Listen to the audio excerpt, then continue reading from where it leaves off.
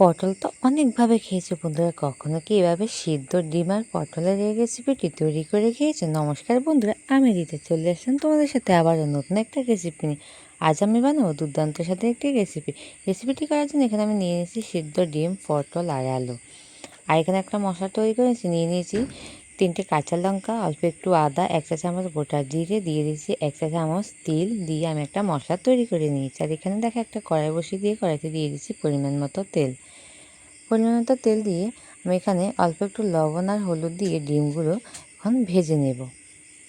সবগুলো সিদ্ধ করা ডিম আমি দিয়ে দিয়েছি। ডিমগুলো বন্ধুরা আমি আগে কিন্তু অফ ক্যামেরাতে সিদ্ধ করে নিয়েছিলাম। তারপর আমি ডিমগুলোকে ভেজে নেব, হালকা করে আমি ভেজে নেব, খুব বেশি কড়া করেও কিন্তু ডিমগুলো ভাজবো না। তারপর দেখো ডিম আমার ভেজে নেওয়া হয়ে গেছে। এখন আমি সবগুলো ডিম নামিয়ে নিয়েছি। নামিয়ে নিয়ে এখন আমি পটলগুলো ভেজে নেব। আমি তেলের মধ্যে দিয়ে দিব পটলগুলো।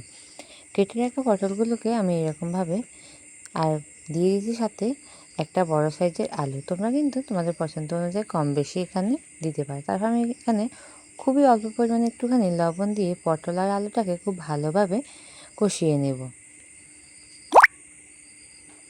খুব ভালোভাবে কষিয়ে নিচ্ছি।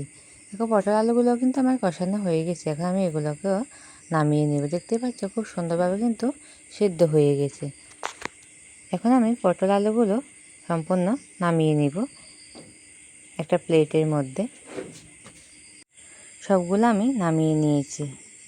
এখন এই তেলের মধ্যে আমি দিয়ে দিব অল্প পরিমাণে আধা চা চামচ জিরে, গোটা জিরে, একটা শুকনো লঙ্কা, একটা তেজপাতা দিয়ে আমি এটাকে 15 সেকেন্ডের মতো ভেজে নেব। ভেজে নিয়ে আমি এখানে দিয়ে দিব একটা পেঁয়াজ কুচি। আমি এখানে বড় সাইজের একটা পেঁয়াজ কুচি নিয়ে নিয়েছি। ওই পেঁয়াজটা দিয়ে আমি পেঁয়াজটাকে এখন ভালোভাবে ভেজে নেব। পেঁয়াজটাকে হালকা 50% ভেজে নেওয়ার পর আমি এখানে একটা টমেটো দিয়ে দিব একটা টমেটো কুচি। টমেটোটা দিয়ে খুব ভালোভাবে আবার এটাকে আমি কষিয়ে নেব।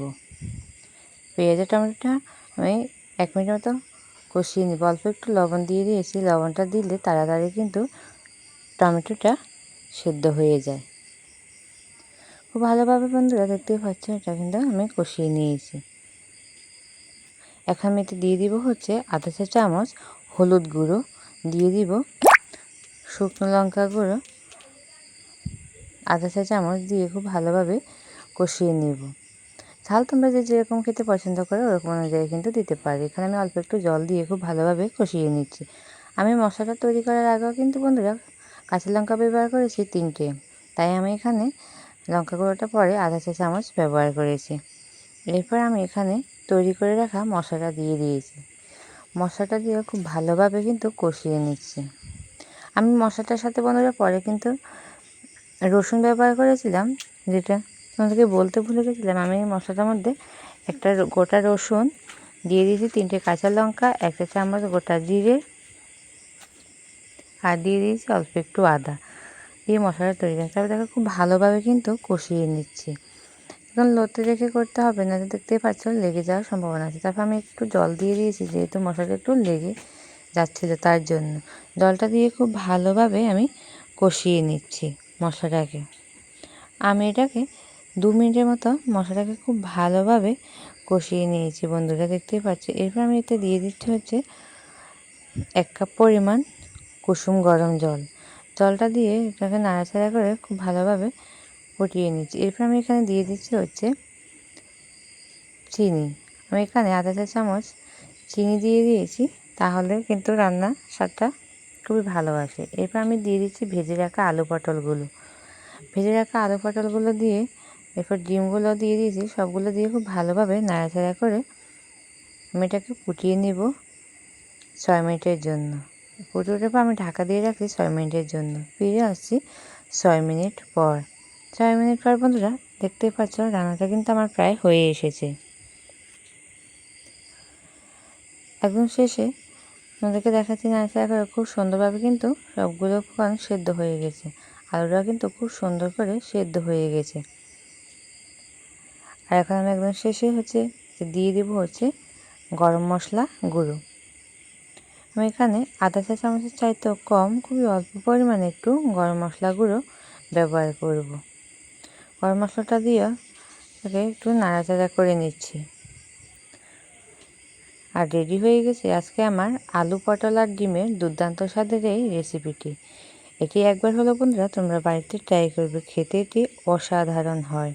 ছোট থেকে বড় সবাই কিন্তু খুবই পছন্দ করবে। আর একবার বানিয়ে খাওয়ালে সবাই তোমার প্রশংসায় পঞ্চমুখ হবে। বাড়িতে যদি হঠাৎ কোনো অতিথি চলে আসে তাহলে এই রেসিপিটি অবশ্যই একবার ট্রাই করতে পারো। এটি খেতে বন্ধুরা এতটাই দুর্দান্ত হয়। আমার সাথে সম্পূর্ণ ভিডিওটা ধৈর্য ধরে দেখার জন্য সবাইকে অসংখ্য ধন্যবাদ। দেখা হবে তোমাদের সাথে আবারও নতুন একটা রেসিপির সাথে। ততক্ষণ সবাই ভালো থাকবে, সুস্থ থাকবে, সাবধানে থাকবে। আমার ভিডিও যদি বেশি ভালো লেগে থাকে তোমাদের প্রিয়জনদের সাথে শেয়ার করে দিবে। আর অতি ভালো লেগে থাকলে একটা হাইপ করে দিবে। পাশে থাকা নোটিফিকেশনটি অবশ্যই অল করে দিবে। যারা নতুন বন্ধু আছে চ্যানেলটি সাবস্ক্রাইব করে আমার পাশে থেকো। পাশে থাকা নোটিফিকেশনটি অল করে দিবে যেন আমি ভিডিও দিলে সবার আগে নোটিফিকেশন তোমাদের কাছে চলে যায়। সবাই ভালো থেকো, সুস্থ থেকো। দেখা হবে আবারও নতুন একটা রেসিপির সাথে। ধন্যবাদ।